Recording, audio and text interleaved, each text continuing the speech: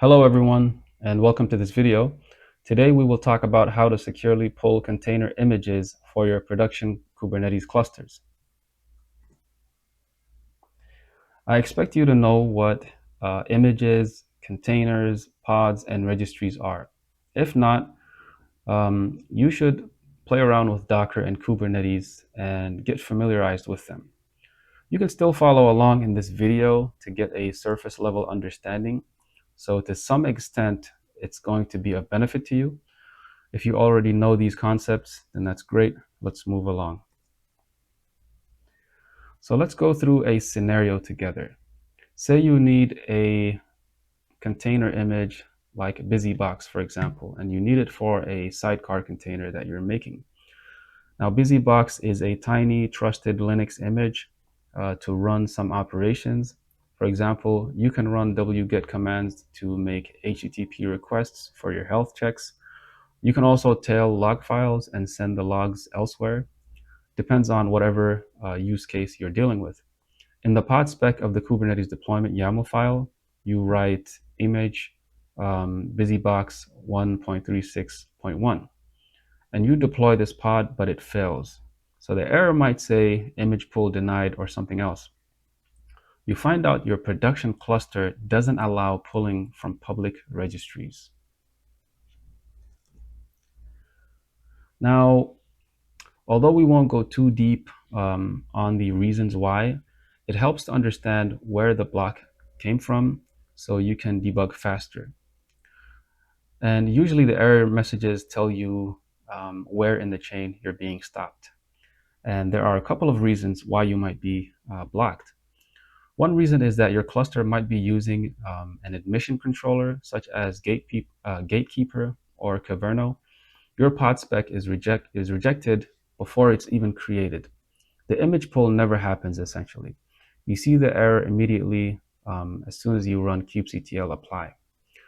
Another reason could be that there might be some network egress rules, such as a VPC security group that blocks outbound HTTPS requests.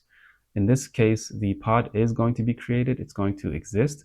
However, the pull is going to fail because the node is not going to be able to publicly to reach the registry via HTTPS. And then you start to see an error like image pull back off with a timeout or a connection refused. Another reason is that your build environment might be configured to use an internal registry. In this case, the image can only be pulled from the registry your organization uses, for example, registry.myorg.com. If you try to pull from a domain other than the mirror, such as docker.io or any other public registry, it's going to fail. So there are three main reasons why organizations choose to do this, and they are reliability, security, and auditability. So let's take a look at each one of these in a little more detail.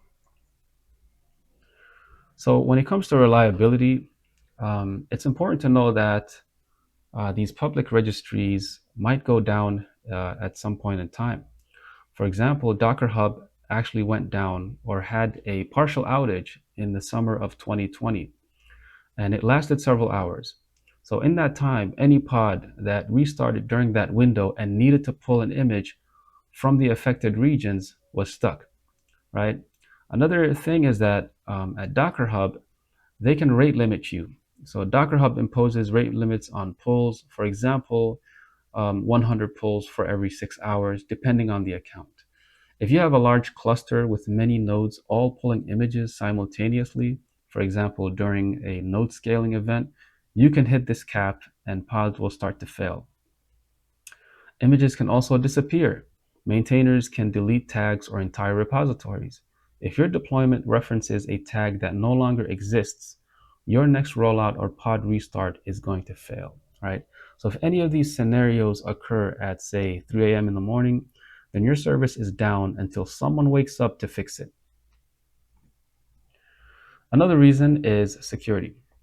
So another incident with Docker Hub in April of 2026, this year, An attacker stole credentials from a publisher known as checkmarks and overwrote the tags on their Kix image.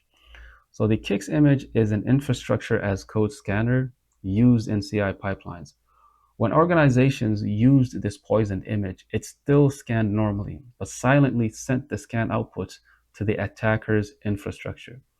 Here's the scary part. The scan output usually contains secrets and other sensitive information. Anyone who pulled the tag got the compromised version without knowing. The same thing can happen with any image you pull. If an attacker compromises a maintainer's Docker Hub account and pushes an altered version under the same tag, anyone pulling that tag gets the compromised image. Your pods are now running code that is controlled by the attacker with access to your internal network. And lastly, there is auditability. So for compliance purposes like SOC 2, auditors ask what software is running in production. If teams pull arbitrary images from public registries, there's no central inventory. With an image import process such as the one we're going to be describing shortly, you have a complete list of every image that can possibly run. No tracking means no accountability. If a security incident occurs, you need to trace back which image introduced the vulnerability. If it was pulled directly from Docker Hub by one team without any record, you can't reconstruct the timeline or scope of the exposure. So how does the image import process look like? Looking at the big picture, we will set up an automated CI pipeline that copies images from public registries into your private registry, such as AWS ECR.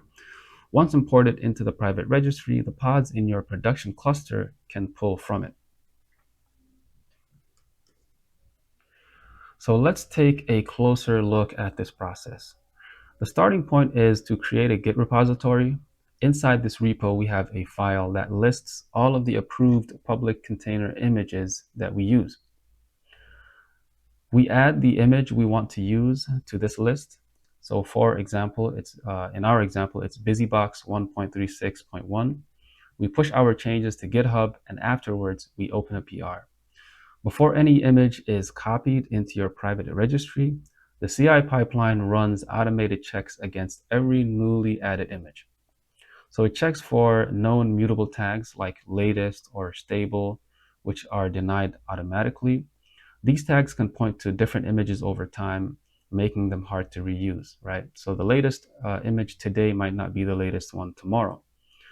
It explicitly blocks images that are rejected, such as known malicious images. It also uses tools like Wiz for CVE scans, and it inspects and scans packages in the image for vulnerabilities and generates a report. When the PR is being reviewed by another team member, they look for a couple of things. Is the upstream repo actually maintained and reputable? When was the image last published? For example, images that are a couple of years old are explicitly rejected. Or if these images, for example, are deprecated or at the end of life, then they shouldn't be added. PRs older than 48 hours are automatically closed. This ensures that the vulnerability scans are fresh at the merge time. So when the PR merges, the pipeline pulls the approved images, and afterwards it copies and pushes them into your private registry. So let's recap everything we've discussed so far. Production clusters block public image pulls for reliability, security, and auditability. We implement a gatekeeping process, and basically we add the image to a list in the repo. We open a PR. Your PR goes through security scanning and peer review before it can merge. Once it's merged, the pipeline copies the image into your private registry automatically. Afterwards, your pods in the production cluster can now safely pull the image. That concludes this video. Thanks for watching. If you found this helpful, please like and subscribe for more videos. Drop any questions in the comments below, and see you next time.